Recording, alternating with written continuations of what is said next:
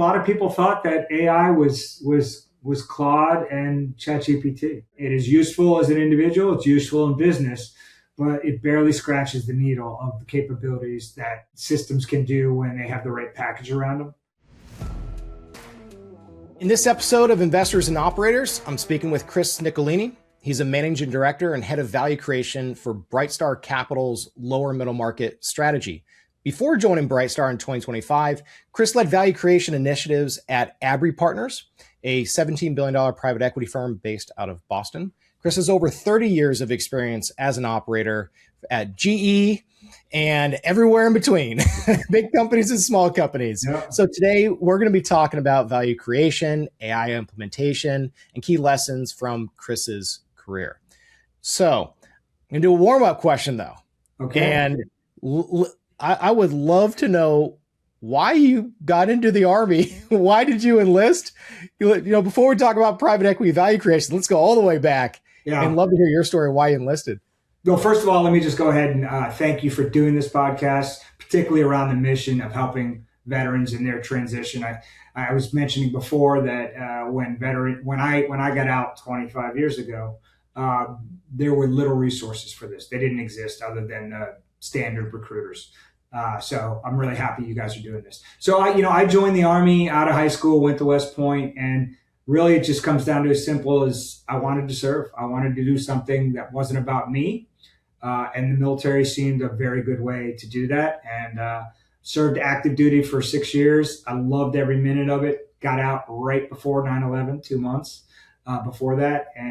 But I did have an amazing time while I was in the Army. So yeah, that's kind of the story. All right.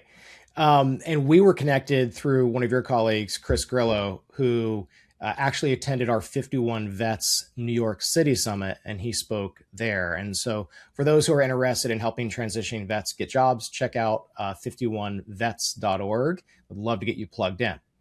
So let's dive into value creation. What is the difference between the value creation teams and processes at PE firms with 17 billion under management, 5 billion under management, and below $1 billion under management? Yeah. Well, what's interesting about that is you would think that all the large firms have big teams, all the smaller firms have smaller teams. And that is true in some instances. However, really the primary difference between them is the value creation teams in smaller funds tend to be focused more on managing or working directly in a limited number of companies for each individual, and staying with them progressively during the pre-investment period, as well as all the way through the investment. On larger firms, they tend to have very strong functional teams who come in and do project work quite often. And that's also very good, but they're kind of in and gone. Now, that's not totally true. I mean, every firm is a little bit different. It's not totally size dependent, but if I was to say a kind of a key differentiator, for the most part, it's along those lines. What did you bring from the previous firm with, a larger overall team? What were some of the lessons that you brought from that experience that have really worked within, this portfolio? And maybe what kind of things did not necessarily apply? Well, what's interesting is the team here at Brightstar is about the same size as the team was at the last firm. I helped build that team out, but when I joined, I was the second person on that team.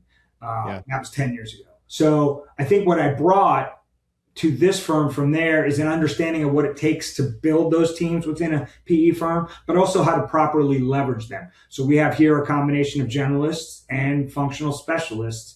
And I think if you don't pay attention to as a generalist, which is what I am, if you don't pay attention to what the functional specialists have to offer, they can get left out of the picture. And you're kind of like leaving resources on the table. You have to use those resources as well as you can, as comprehensively as you can. So it's really important to develop relationships with those individuals, even if you're not working with them day in and day out initially.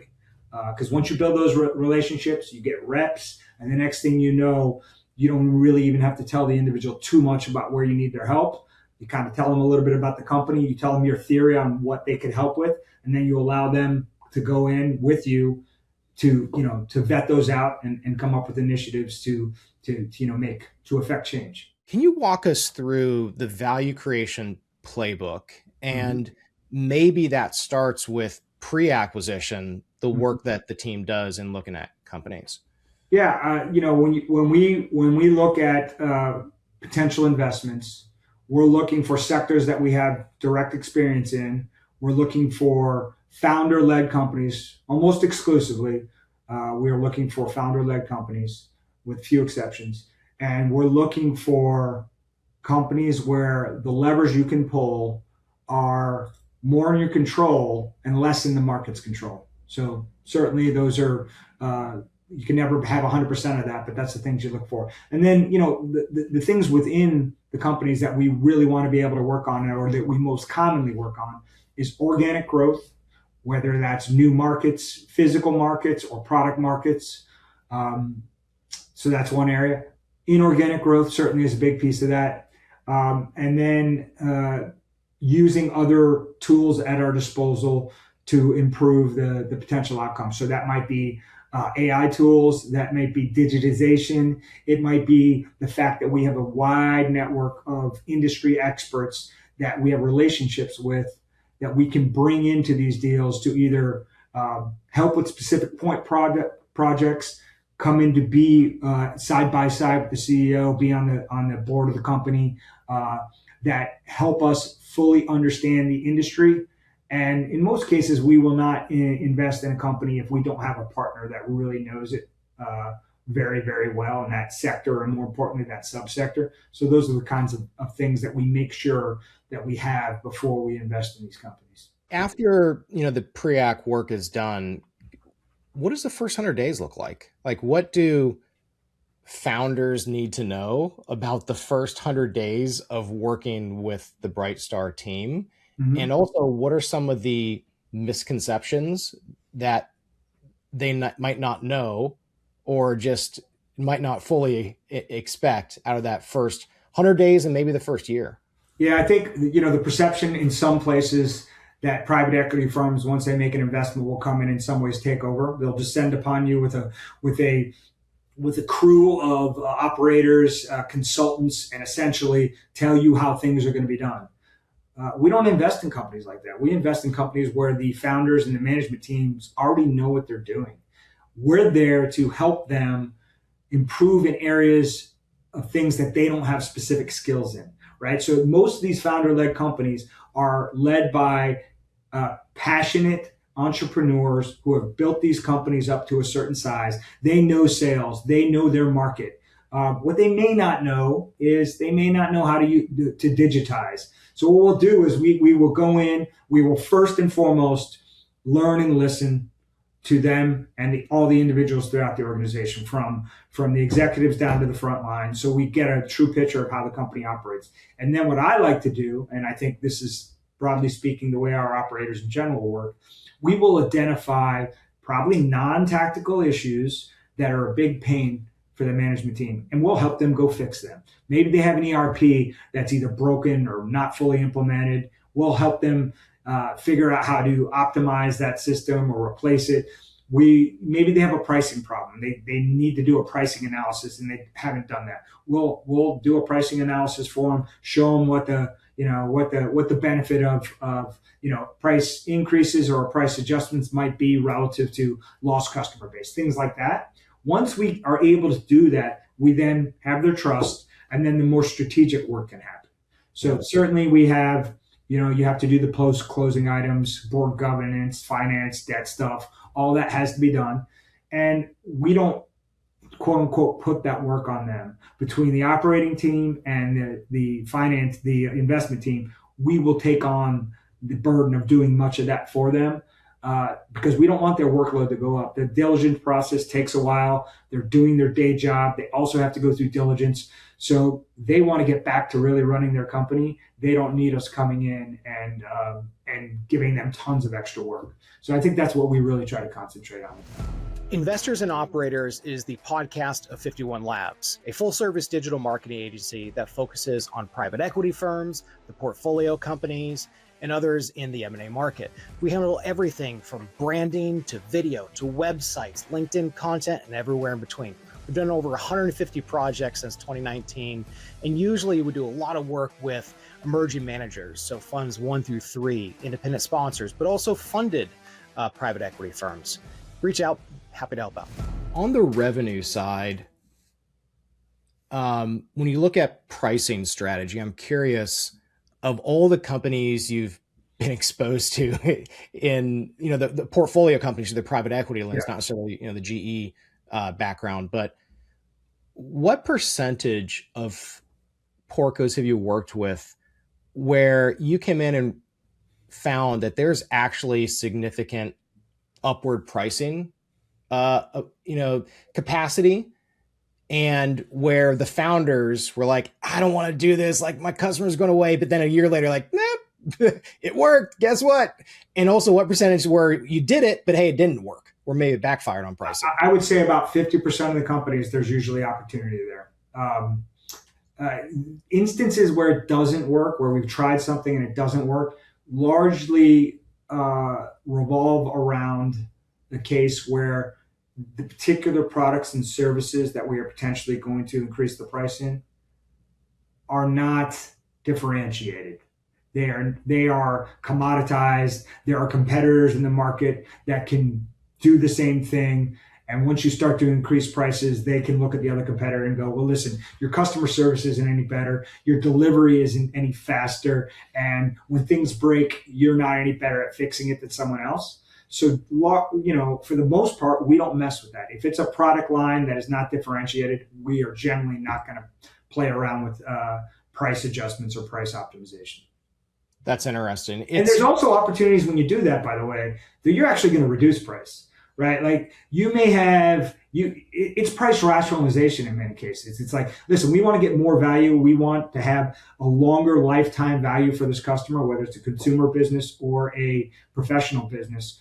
And the pricing may be lopsided, right? Like the value for the customer on some product may be much higher, but yet we're charging them less. And conversely, the value to a product might be lower, but we're charging them perhaps more. So you may have a little bit of give and take where you're reducing some prices, increasing other ones.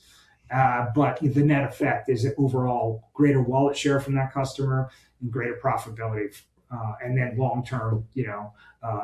long-term value and less churn. So it's interesting on pricing strategy and psychology, because my wife Jing is also my co-CEO, and it's fascinating. Like when she came into the business in 21, she's like, we're doubling prices. I don't care. I'm tired of struggling. Like we had no money. Like we had no idea what the heck we were doing. So in 2019, 2020, like we did not come from the agency world. She came in, like, number one, the business doubled that year. I'm like, oh, we should have done this 2 years ago. You should have quit your legal job.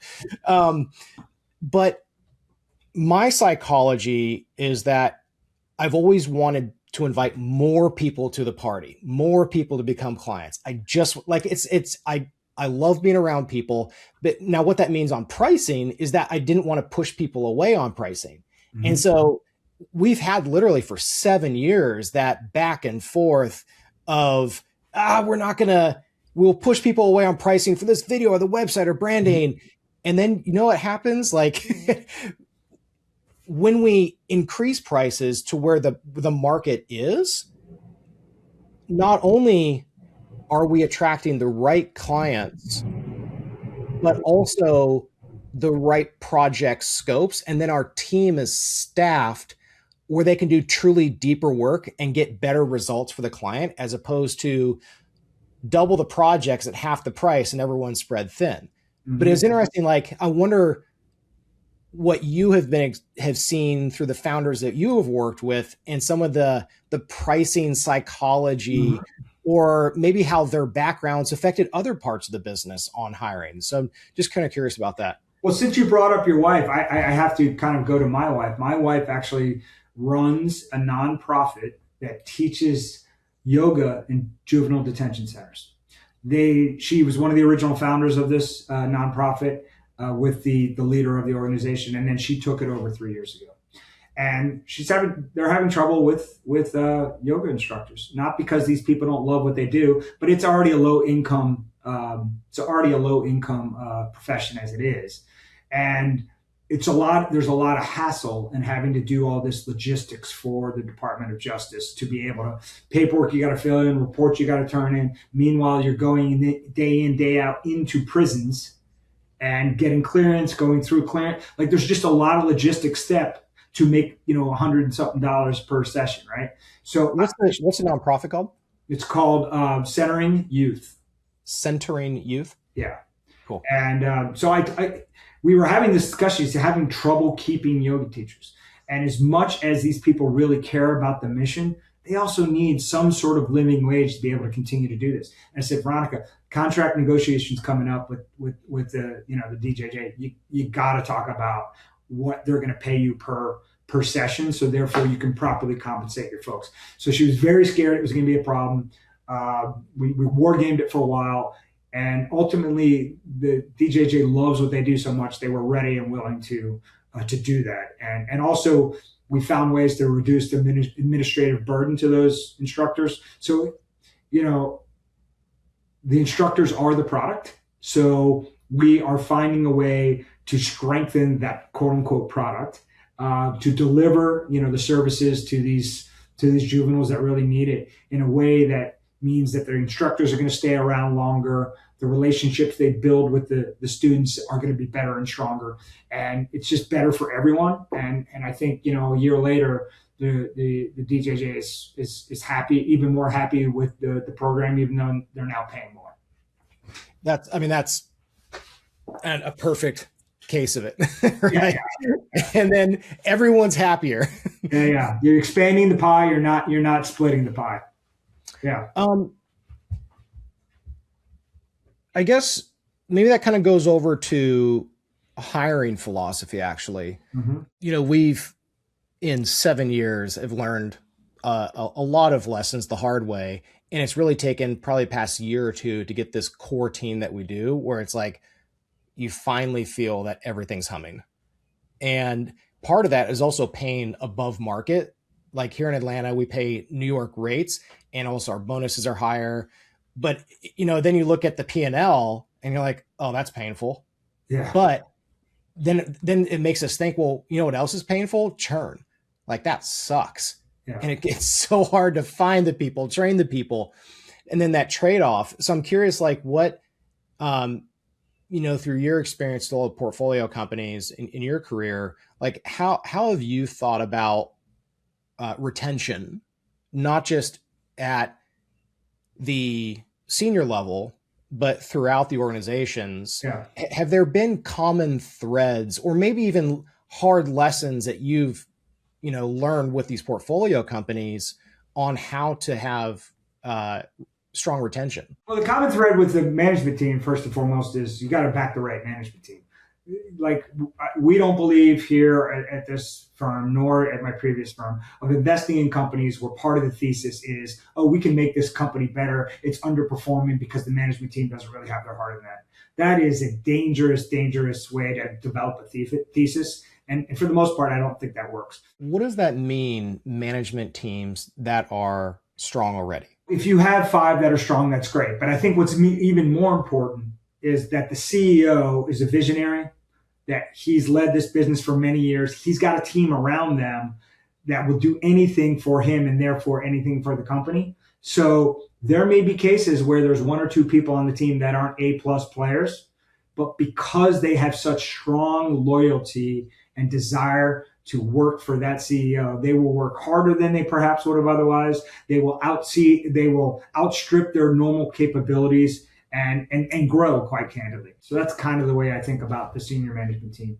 And then when it comes to everything beyond everything, other than that, It helps if it is a company that is geographically specific, i.e., it has a plant that needs to be staffed, or they're all in one state, that you have a plan or develop a plan for hiring that is repeatable. So, for instance, in my early career, I ran a manufacturing organization in Orangeburg, South Carolina. We made all the OEM brake pads for the Dodge Durango, Dakota, and Ram. And we had to grow from 60,000 brake pads a year up to 5.5 million because of all this business we had won. Well, Orangeburg is about halfway between Charleston, South Carolina, and Columbia. What's in Charleston? The Naval Power Training Unit for the U.S. Navy. What do they have a ton of? Insanely smart electrical, mechanical guys that were engineers, but also can do maintenance. So we set up a program where I started recruiting individuals from there, and then they would feed me more people from there. So a repeatable process where you know the skill set, you can evaluate it on a repeatable basis, and because you have good word of mouth through the first hires, you can continue to do that. So that's an example of like getting a flywheel going. And we just fed that maintenance organization. It was 2 people when I joined. When I left a couple years later, we had 25 guys, and I think 18 of them were from that naval program that had gotten out of the Navy and joined us. So it was amazing. Let's change topics over to AI implementation.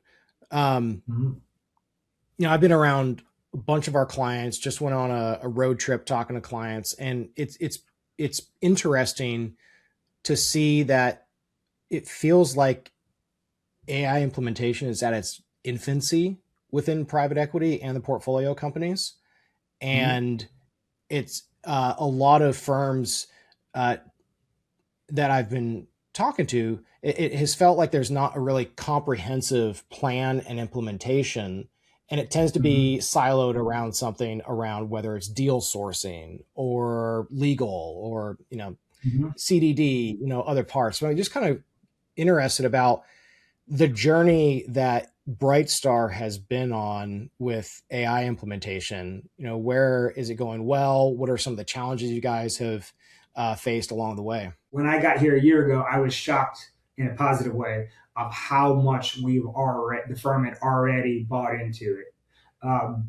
And we could talk about a lot of tools, and the firm does have a lot of tools, which we're all learning and adapting to, and we're moving fast and trying to learn these things, and eventually we'll probably not use some of these things. But there are key learnings we've had just in the 12 months I've been here.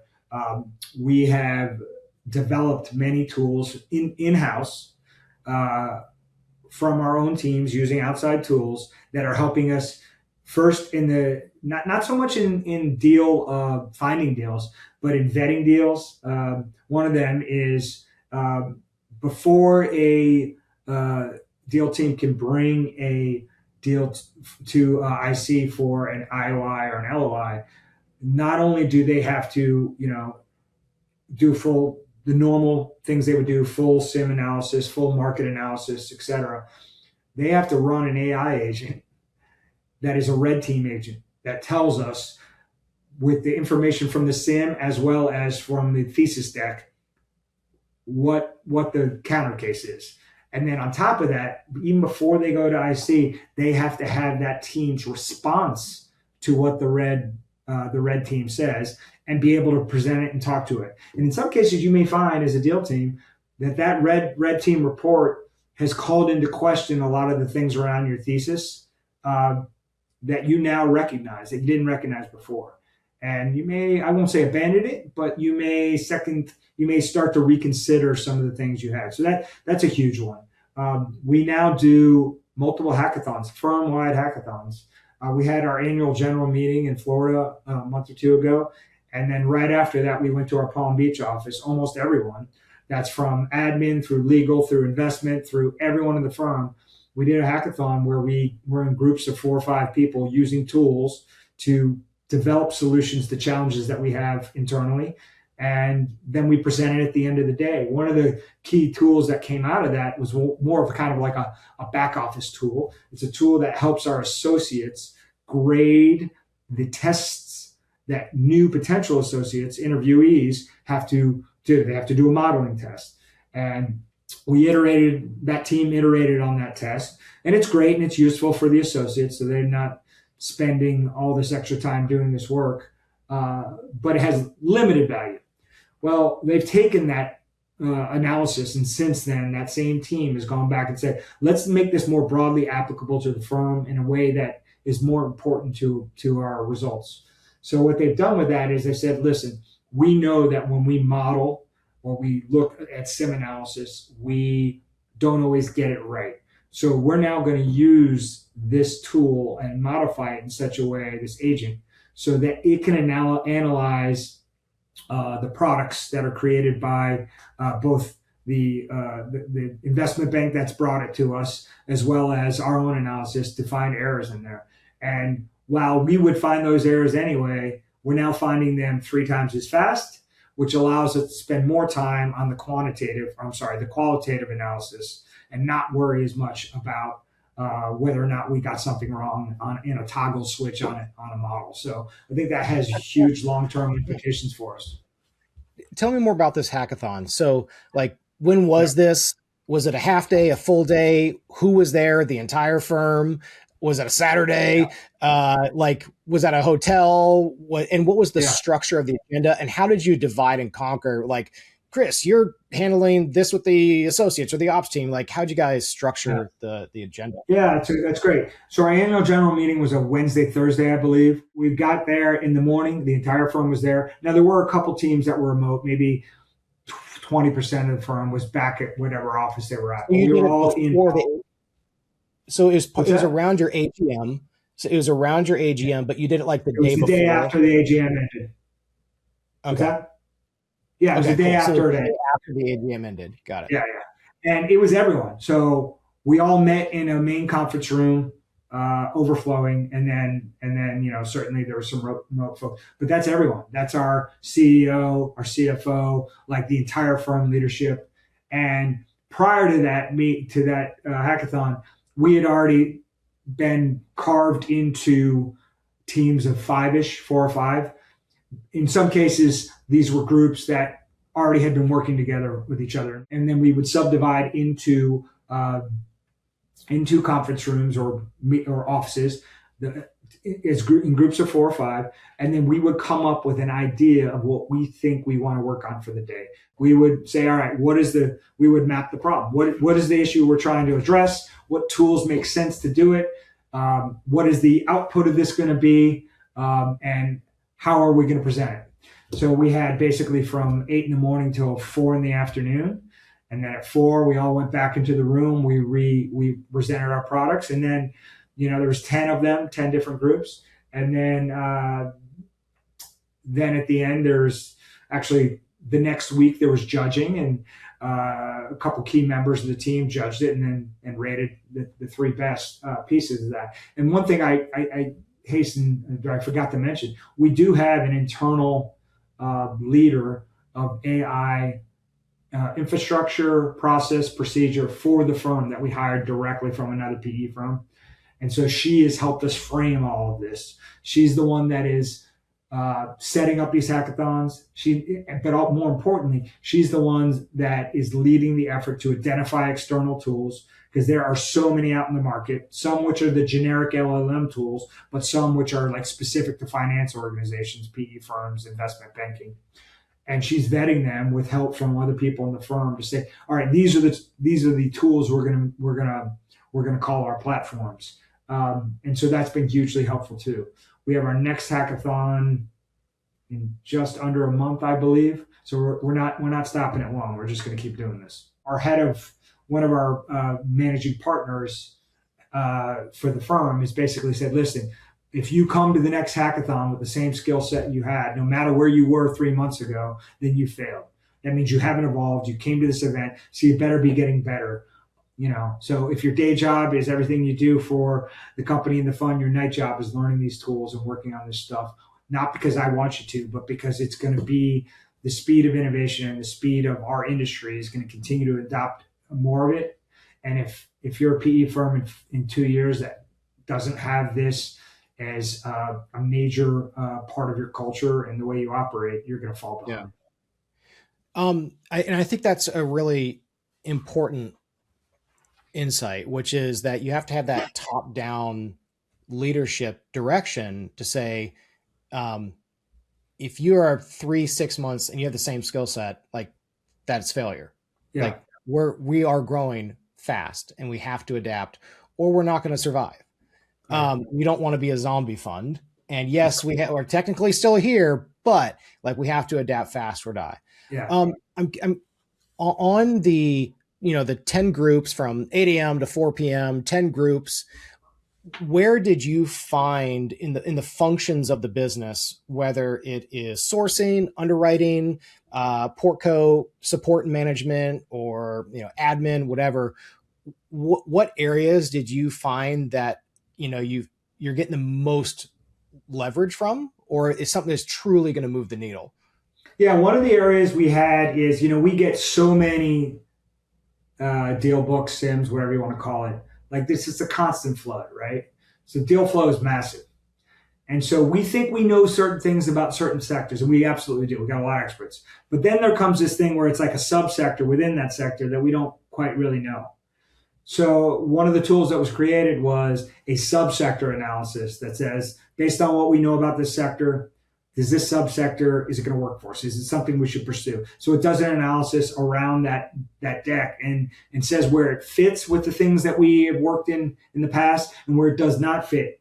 And it kind of warns us okay, that's not to say that this isn't a good thing to invest in, but it's not something you truly think as much that you know as much about as you thought historically.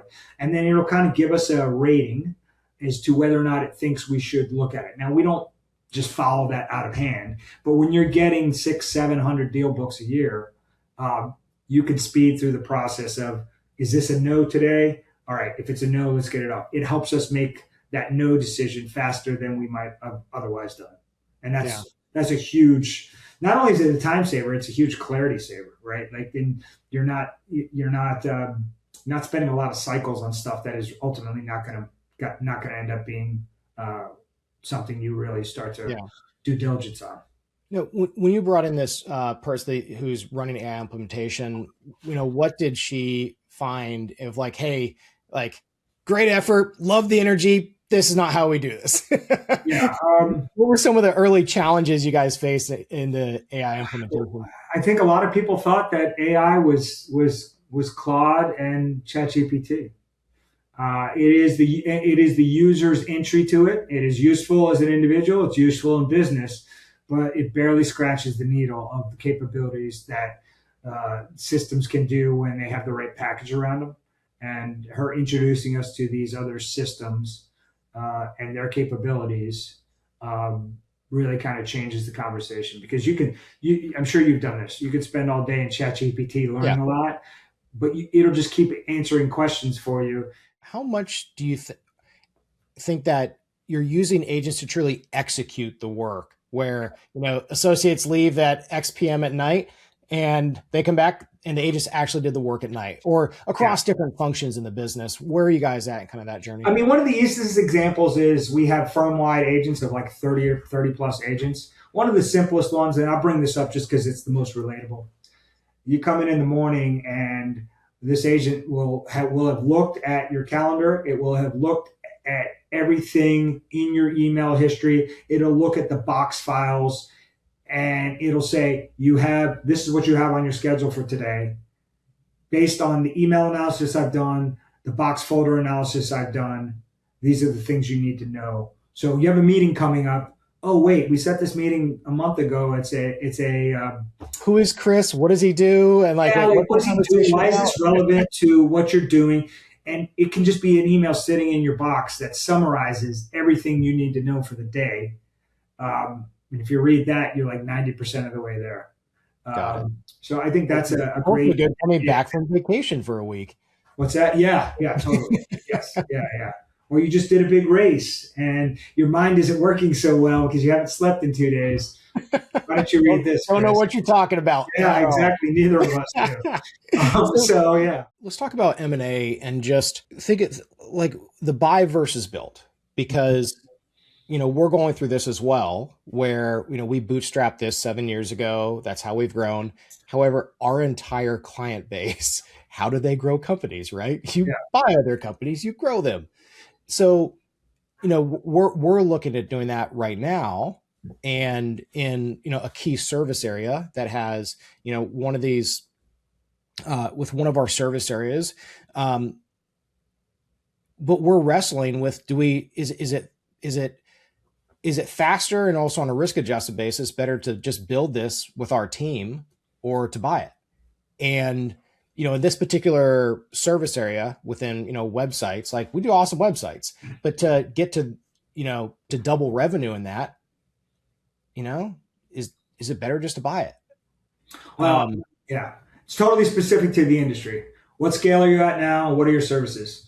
If you are a retail healthcare organization, and we think of this thing called four-wall EBITDA, where you have multi-site, right? You have the company-wide EBITDA, but you also have four-wall within the individual clinic or practice, right? And you want to grow four-wall EBITDA. Why? Because as you're growing four-wall EBITDA, your corporate cost structure doesn't go up much. So by growing four-wall EBITDA, by adding these practices, the burden, if you will, of the corporate overhead becomes less and less and less. So your margins increase, your brand name gets much larger, your ability to share resources, both personnel, systems, and the like, and personnel is very important in retail healthcare. Your ability to do that strengthens the business beyond kind of anything else you can do. So that is one of the most important things in that particular sector. Now, I used to work in tech infrastructure. And what is tech infrastructure? It's data centers, it's managed services, cloud services, network services. We would build large data centers and we would do managed services within these data centers. So when we would go look at acquisitions, we wouldn't necessarily look for more data centers. We were looking for talent, companies that have talent, and products and services that we can continue to sell within our existing capacity, within our existing data centers, in our existing markets. Why? Because data centers are exceedingly expensive to build. The CapEx requirements are insane. And listen, I got out of that industry 10 years ago before the power densities exploded to the points where they are now. How many integrations do you think you've worked on? Oh my God. Even before I got into private equity, it must have been 10, 15. And then since then, I don't want to say 100, but like many dozens, many dozens, many dozens, maybe 30, 40, 50. So out of the 30 to 50 integrations that you've done, from multi-billion-dollar to, the smaller deals, where do integrations go well? And what are some of these best practices? And also, where do M&A integrations fail? And what are the common mistakes? The number one mistake in an integration failure is failure to deliver the message on what the combined entity's strategy will be in the long term and what the steps are, not the 150, 300 steps. What are the main things and milestones we need to hit in the first 3 months, 9 months, 2 years for us all to be successful? And if you can get that understanding and then buy-in, then things can go much, much faster, right? And that's the only way to be successful. You have to have that alignment. If you fail to do that, either because you're unwilling to have the conversations, because that you suspect that the people may not be on board, or you're unwilling to make a change when it needs to be made, then you're just going to fail. If you do those things, I find that most of the rest of the stuff, I won't say takes care of itself. You still need to do a lot of planning, but everyone's rowing in the same direction at the same cadence, and things are just easier. That's really interesting you bring that up, because we've been looking at a bunch of M&A targets, and one of the companies, made us kind of scratch our head, like, are we at the same op tempo? Like, are they actually going to integrate? Because our client base in private equity, investment banking, et cetera, operates in a different time zone, which is every time zone. Yeah. Every 25 hours in a day. Yeah. and being able to operate at that tempo it's really been a cultural question, because you look at team like talented, look at the work product, talented, and like this could be awesome for us, but is that a 9 to 5 kind of like check in, check out culture? And that gets to your point about alignment and strategy, about where is what we are building. Are they on board for that? Yeah, completely. And to your point earlier about strategy, early in my career, I thought strategy was the plan. This is what we do. This is what we're going to do in the future. Now, as my career has evolved, strategy is not just the plan. It's about making sure that the team that is going to execute the plan understands it, believes it, and is ready to do it. If you have the first one without the second one, you don't really have a strategy. So strategy is not just about a plan. It's about alignment with the team to execute that plan. Can you unpack that a little bit more? Yeah, I may have hinted at this earlier. If you have a strategy that relies on the market to do certain things for you, then you're at the whim of the market, right? But if you have a strategy that is designed to optimize the skills and capability of either the team you have today or the team that you're going to have in the future, you have a much better chance of being successful. So an example of this is if you think that in my managed services world, if you think that Amazon Web Services, who is a competitor, is going to continue to provide a simplified service that you can beat them out on because you have more white glove experience, then that might work for a couple of years, but in 5 years, the market's going to change enough and you're going to be found losing massive customers to AWS because you haven't evolved either your delivery model, your support model, your pricing model to the realities of what the larger market is going to do. So that's where there's a mismatch, right? That's the sort of thing that can happen. When is a company ready to scale through M&A, and when is it not ready? That's good. I would say they're ready to scale for M&A when, gosh, I know I'm beating a drum here, but like when the management team believes it can be done, when the management team is fired up about it, when they are prepared to make the hard decisions that they're going to have to do to do this. We find that to be very common in the types of companies we acquire because that's the sort of thing we're looking for. We're looking for a growth mindset. The double-edged sword with that, however, is if you double or triple the size of a company, let's say it was the company the founder started from 15 years ago. His first year he had $1 million. Now he's up to 120 million, or let's just say 50 million. And and it took him 10 years to get there. And you're like, well, we're going to go to 200 million in the next 5 years. If that founder and the management team cannot make the transition from doing everything themselves to delegating, finding good people and delegating, then they'll fail. So sometimes the hardest thing is getting someone from 50 million to 150, not because we can't grow them that fast, but because there's challenges with them being able to continue to manage effectively without doing it the exact same way they did over the previous 15 years. Let's dive into that a little bit more. When you look at all the founders and CEOs and management teams, there have probably been a fair amount who have not been able to make that transition from a company with 5 million of EBITDA to 50. Yeah. So like how have the leaders who have successfully evolved done it? And the ones who have not, I guess the inverse of that, like why are they not able to evolve to the next level? Well, I find that the ones that are very successful tend to be voracious readers. These are just habits they happen to have. They like to read a lot. They like to learn a lot. They have little or no arrogance. Almost every founder has a little bit of arrogance. It's good. That's why they got where they are. But they know they don't know everything. So those are the guys that are successful. And where the key part of low ego comes into play is when you realize they're not doing the things that they need to do, and you can have a real conversation with them and they understand it and they don't resist it, right? Like you spend some time showing them. At first you show them just not very abruptly, you kind of show them some examples. If they're not getting it, then you have to sit down with them, you talk to them through it. The ones that are successful are the guys that are like, oh my gosh, you're right. Like it's not all about me, right? So those are the successful guys.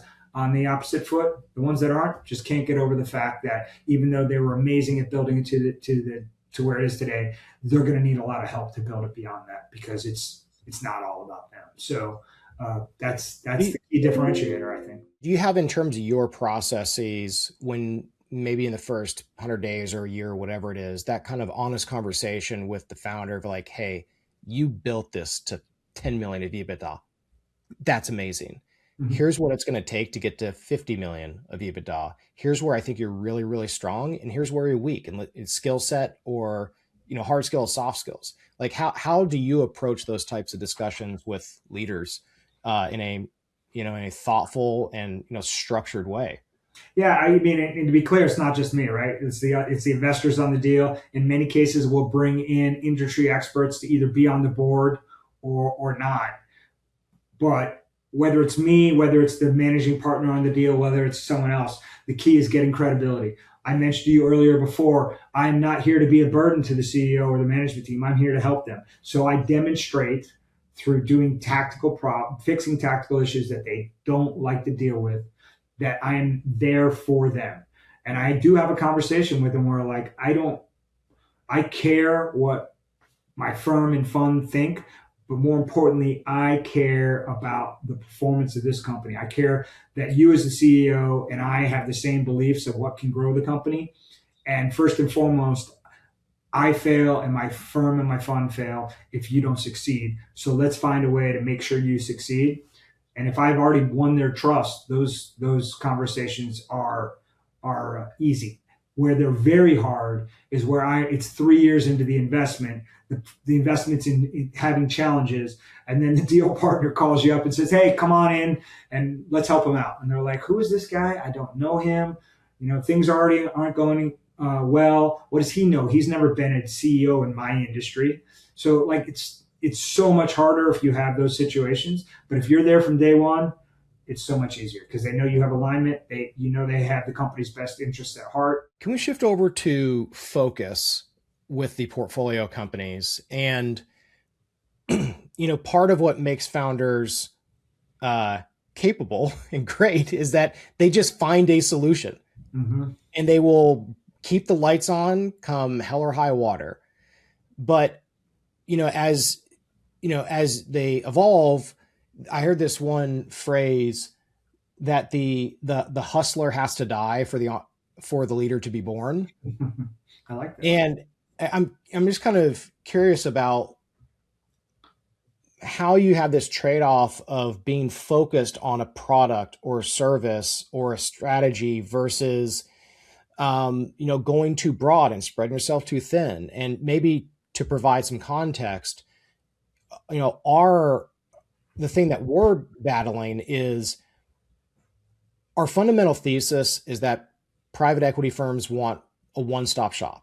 I don't want to go to this firm for website and brand, this firm for video, that firm for LinkedIn, that firm for PR. They just want the easy button for them. And then if you do a great job, then you work across the portfolio. Mm-hmm. The difficult part about building that is that you have to you have to market the service, sell the service, execute it, then go off and sell it. So it takes time to build. You have to hire the right people, the specialists, as well as the Swiss Army knives. So it's slower and more painful to grow that. But our thesis has been that's what the market actually needs. I had lunch with a client yesterday. He's like, yeah, we went to you just because you could do everything, which validated the thesis. Yeah. Now the downside of that is how do we double revenue? Our highest priced, our highest margin service that takes the least amount of management time, and the team can run it in our sleep. And we have the, tons, 500 reps in the gym. Yeah. And that's how you double revenue. But that means we're not doing all the other stuff, which is what the market actually needs. So I'm curious, with that context in the portfolio companies that you've worked with, how they've navigated that challenge about, what is the true thing to focus on. Oof. That is a tough one.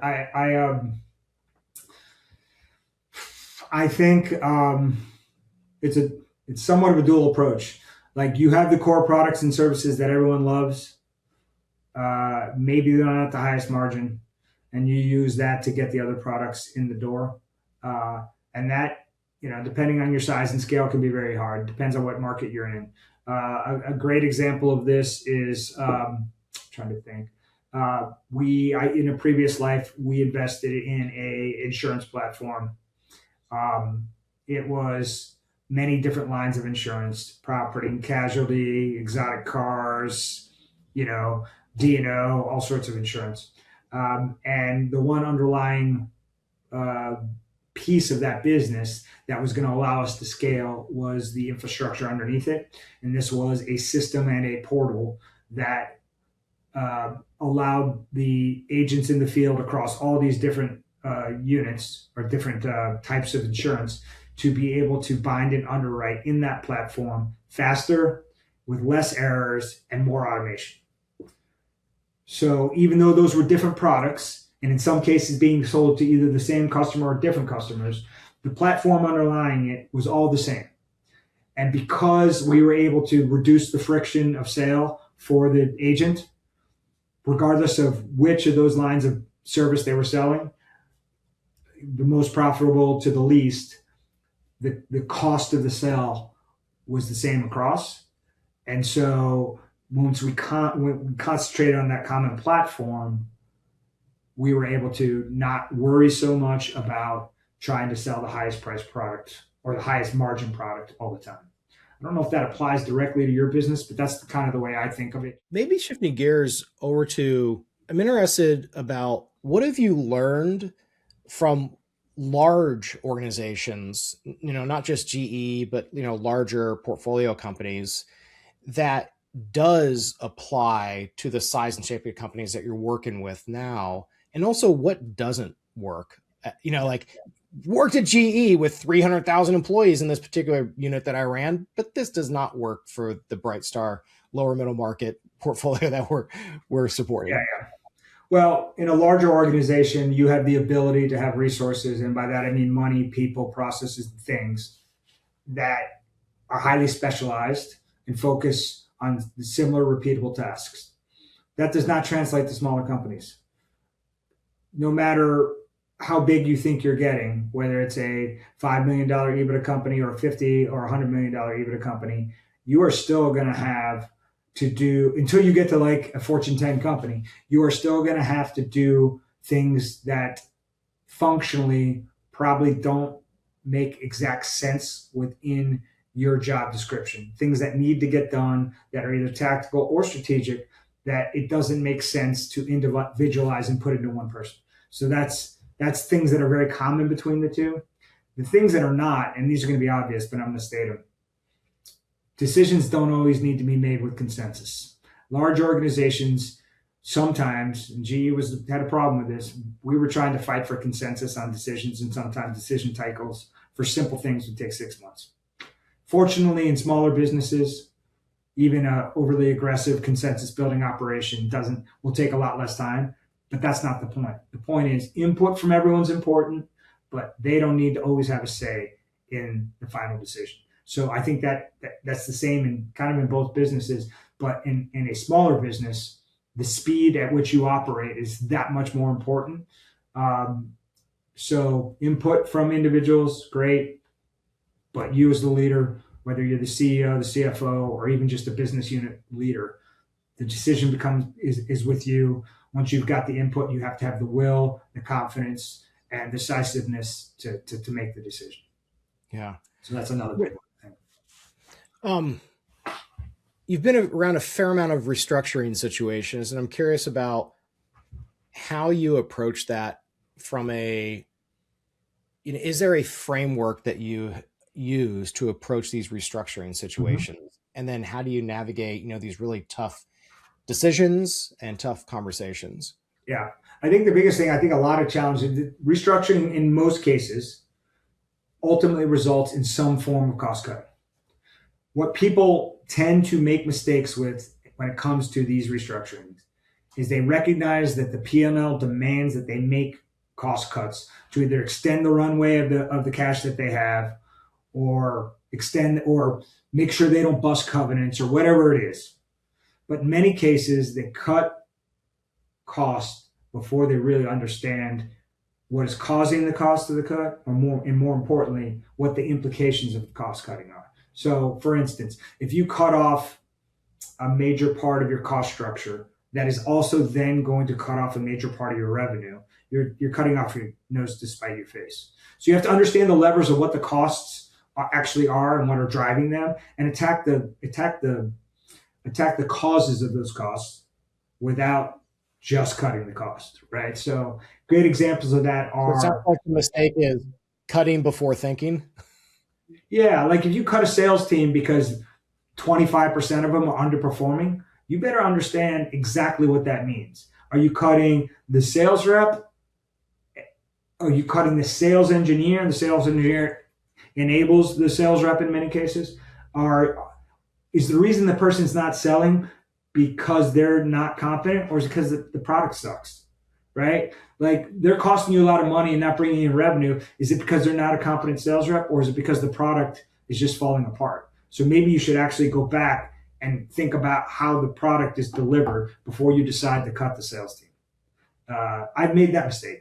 I will never make it again, because I recognized after the fact that I wasn't gaining anything by making that cost cut. I was going to just continue to bleed revenue.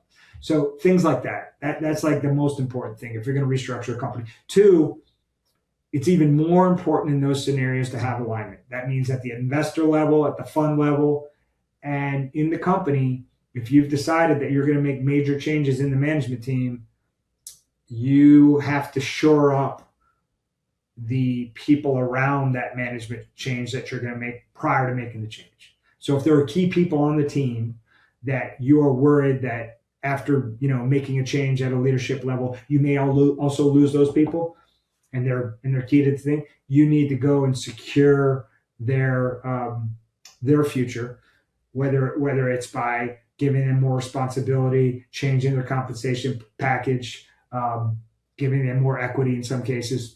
You have to shore them up before you make the move that may also want them to leave.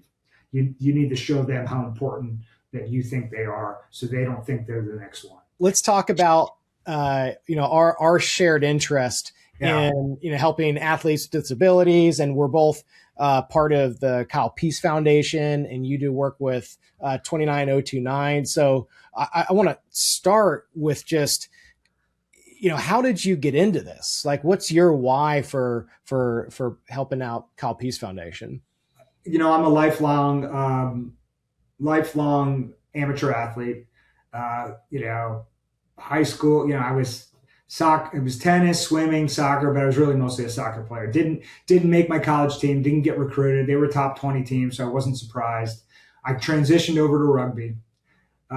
Played rugby for 18 years. When I got out of the Army, I was still playing rugby. I moved to Atlanta, and I saw this movie.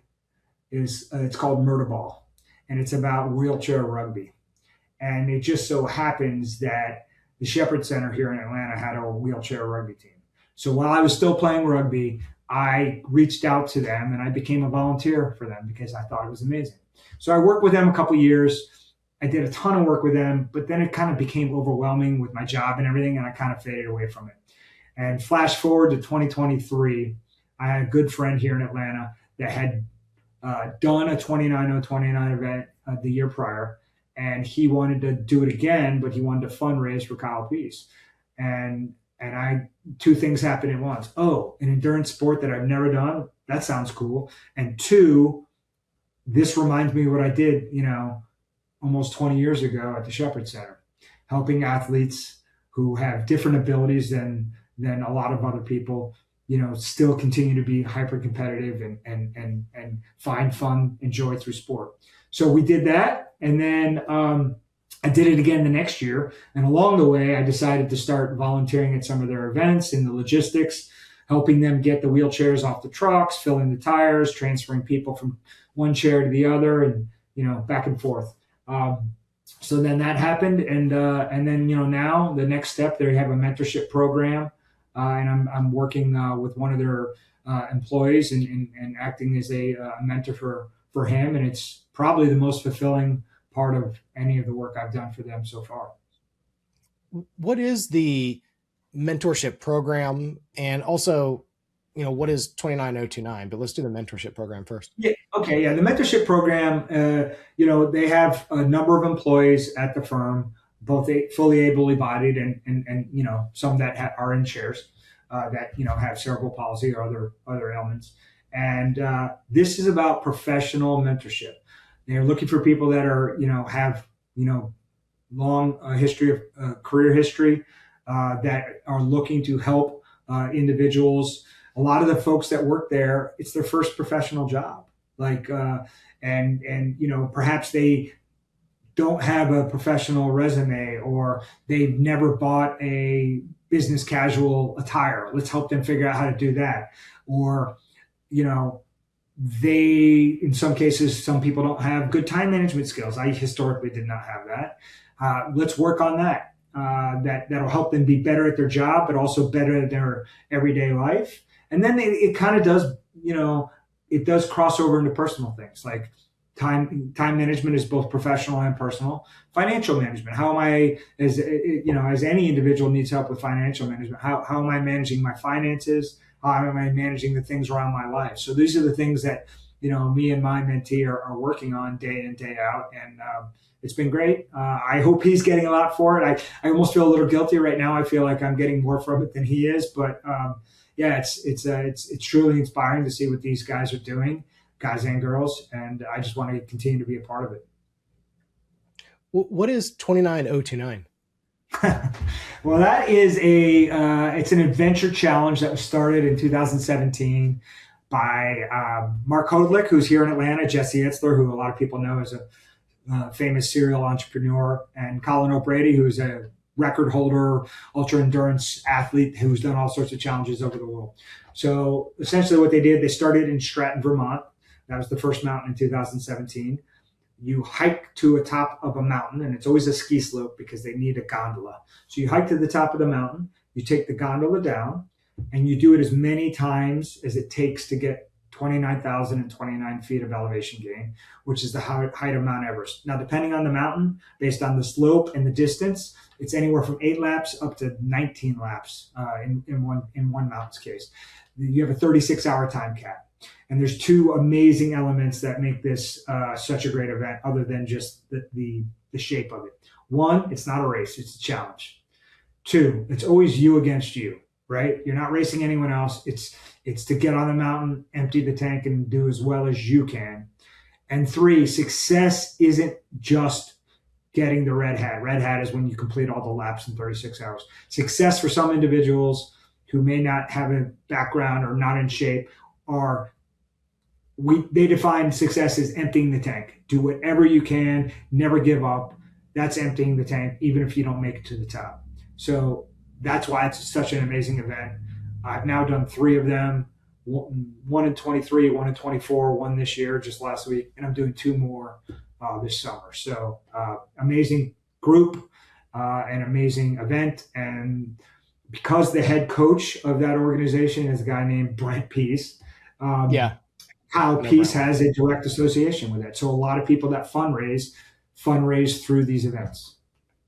That's awesome. It'd be cool to have. So I've had Brent and Kyle on this podcast, and actually my whole Ironman journey really took off because of them in November of 2021. So Chris Nikic, who became the first person with Down syndrome to do an Ironman, got me into this. We're a big supporter of them. And also Kyle Peace, Kyle and Brent, I saw them in November of 2021 at Ironman Florida when I was on the course, and they were lapping me. I'm like, who are these people? And then I had them on the podcast, and then you see them all around Atlanta, got involved. We've raised a ton of money for them, and I absolutely love their story. Well, we have covered a ton of ground in this, and I'm so glad that we had a chance to do this. And shout out to Chris Grillo for making the intro. And looking forward to getting this out there and also doing some races together. Yeah, and certainly at the next Kyle Peace event, you'll probably be running it or pushing in it, and I'll be filling up tires and wheelchairs. So I'm sure we'll see each other there too. I will see you at the Peachtree Road Race. All right. Awesome. Thanks.